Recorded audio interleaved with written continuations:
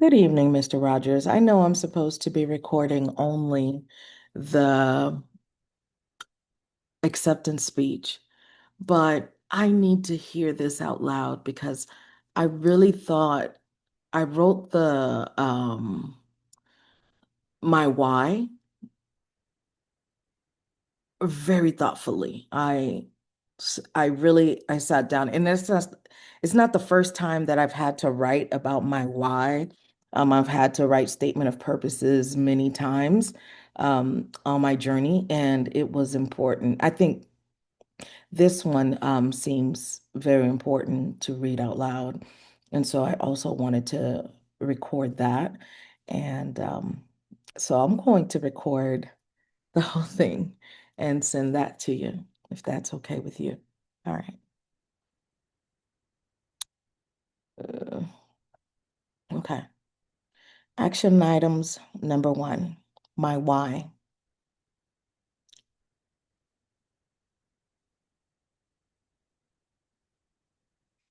My daughters are my first why. I want them to witness a life where freedom isn't accidental, it's designed. Every system I build is a love letter to them. Freedom from measuring their worth against what is projected in the world. Freedom from displaced microaggressions. Freedom from self-doubt and lack. More importantly, freedom from trading time for money, inherited limits, and freedom to craft happiness, wealth, impact, and a healthy lifestyle that outlives us. I begin with mindsets, then skill sets, because lasting prosperity starts in belief and becomes daily habits, business models, and community practice. I am a mother before I am anything else, and then a scholar and a builder who believes leadership is service expressed with excellence. I honor my parents and ancestors by refusing smallness. We are prosperous. Let me say that again. We are prosperous. Their sacrifices compel me to turn pain into power.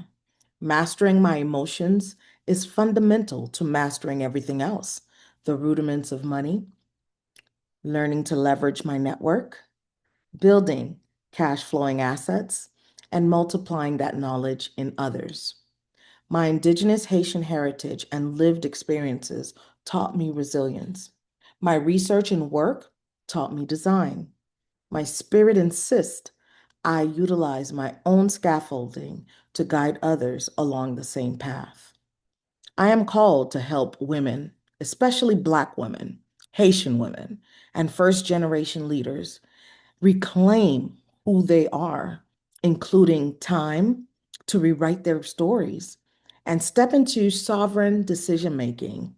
I will build pathways, fractional services that stabilize operations, curricula that turn skill into income, and communities that convert information into generational advantage. However, at the core of success is knowing one's purpose. I teach exactly what I practice: grounded spirituality and self belief, integrity in everything, heart in service, and a humble balance of work, strategy, and rest. Because love is my religion, I aim to honor God in how I connect with others and how I build my business. Now, money is a necessary tool, but purpose is the engine. I have chased money before. Now I aim to architect an ecosystem where value circulates, partnerships compound, and each new learning becomes the economic system they were missing. With mentorship from visionaries like you, Gerald Rogers, and the Mission Possible worldwide community, I am committed to mastery in trading, capital allocation, credit optimization, and asset acquisition so that I may model what's possible and then scale it. My why is not is most urgent because my girls deserve a comeback story. They deserve a mother who is present and unbound by trauma. Time, who shows them who shows them that financial freedom is achievable when purpose leads. I share my mistakes and lessons with them to humanize the learning process and to remind them that happiness, kindness, and faithful stewardship of their God-given gifts are success. From a young age, I accepted the role of being a guide. Through my own learning, I will better embody the freedom I claim is theirs. So this is my vow: to keep my daughters at the center, to show up with integrity, to compound wisdom daily, to keep my heart soft and my standards high. And I leave my children and every person and place I touch more resourced than I found them. My success will be measured not only by revenue, accolades, or stages, but by the number of lives made freer because I kept going. Um, as I pause right here, I'd like to um, send my apologies for missing tonight's meeting. I completely forgot that I had a dinner scheduled, and I should have better aligned my schedule and let you know in advance, and that won't happen again. So, 15 adjectives that best describe me. I am honest. I am honest to a fault. I will accept that I am brilliant. I am a visionary. I'm ethical. I'm strategic. I am collaborative. I love working in groups and teams as I build them myself. I am fiercely loyal, sometimes to a fault. I'm learning to let go. I'm resourceful. As a researcher, I know how to get the answers that I need, and I'm coachable. I love to learn. I am charismatic, more charismatic than you. I'm analytical. I do have an analytical brain. And I'm creative. I am creative. That probably should have been first. I'm courageous.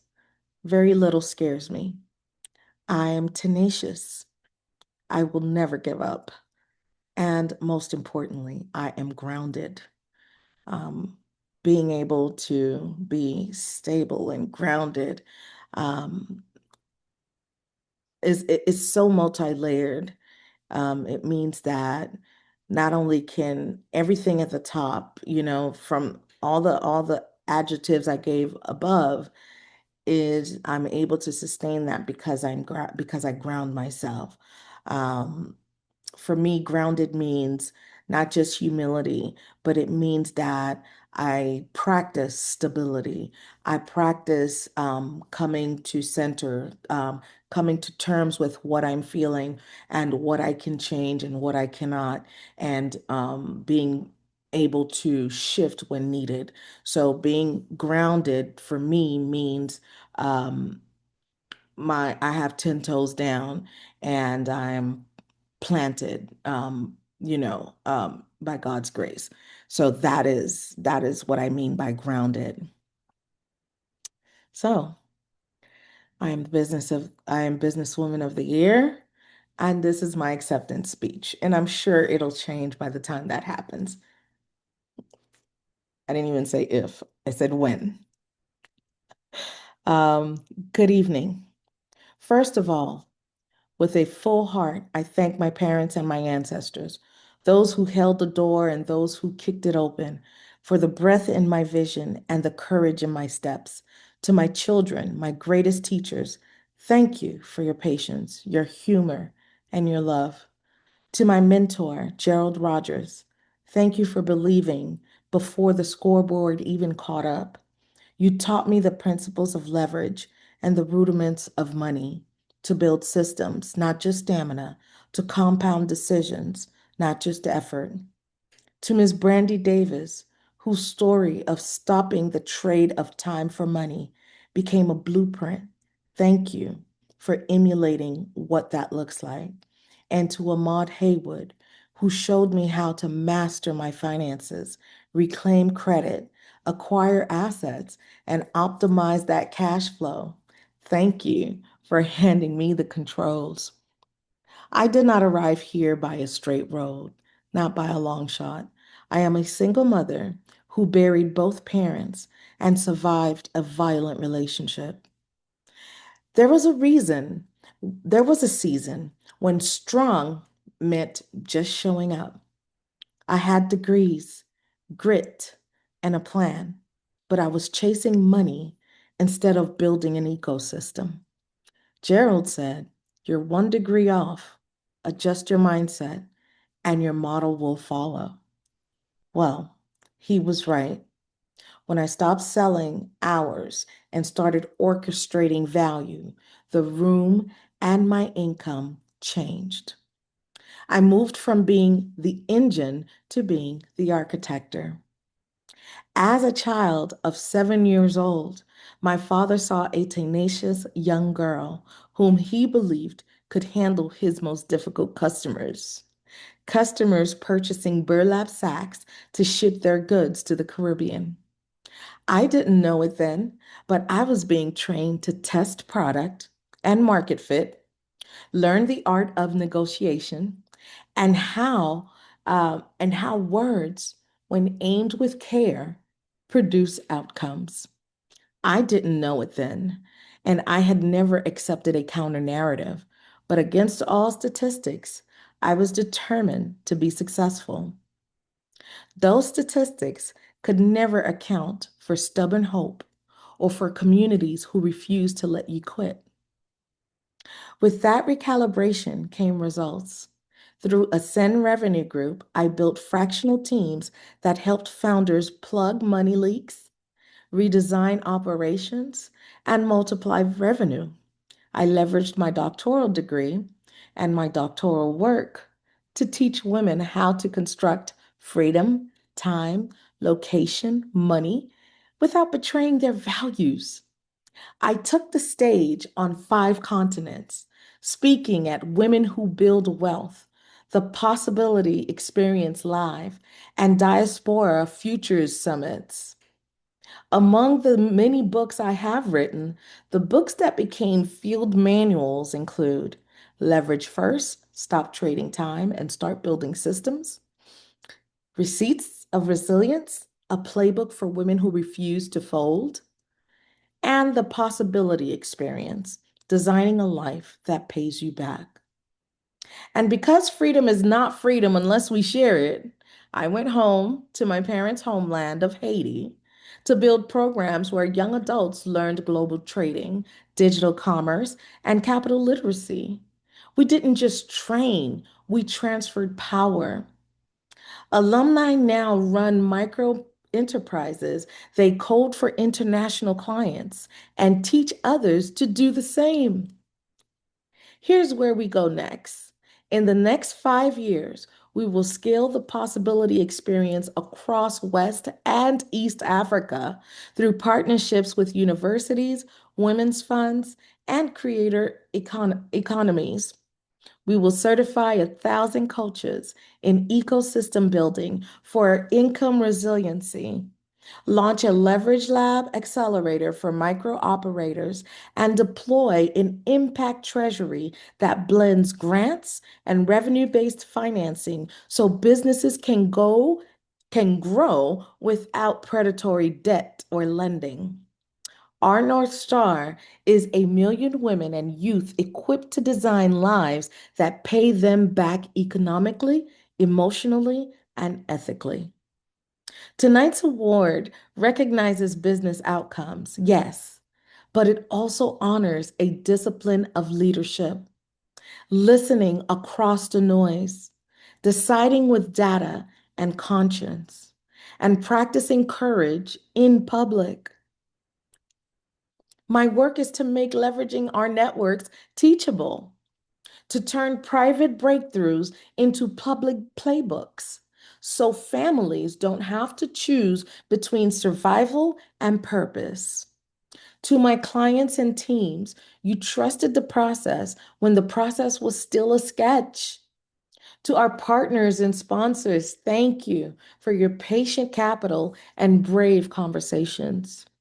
To every survivor building again quietly, methodically, know this: your rebuild is not a detour, it is your design school. Keep going. I accept this award not as a finish line, but as an assignment to keep creating systems where ordinary people produce extraordinary outcomes, to keep proving that dignity and profit can share the same P&L, and to keep opening doors wide enough for others to bring their whole selves and their whole village. Thank you for honoring the work, the journey, and the future we're building together. The best leverage is love, organized. Have a good night. I am Adlor Cassius.